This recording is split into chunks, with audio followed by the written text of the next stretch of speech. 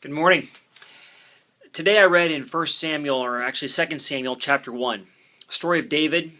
He wins a battle against the Amalekites, but on another front, Saul and Jonathan, his son, lose. And a man runs up to David and says, "Saul and Jonathan are dead. The king is dead. Here's his crown. It's yours now."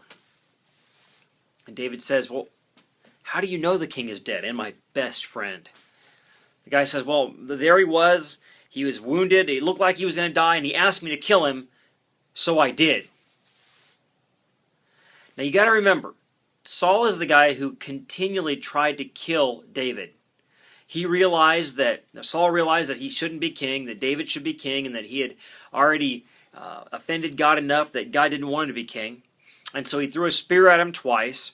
He had all of his army after David.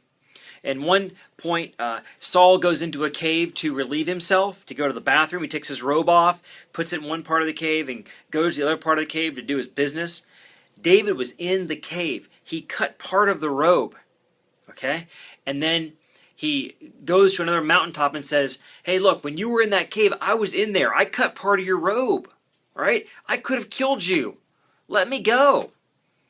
And then David even feels bad for cutting a piece of his robe off. So when David hears the story, he says, "You're telling me you killed the king?" And he had the man put to death. What does this say to us? What do we learn from this story? What we learn is that God places a premium on leadership.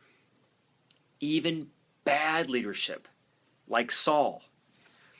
God wants us to follow our leaders. Now in my life, I have our elder board, and I have to answer to them, and that's my leadership team. I have the authorities of the IRS.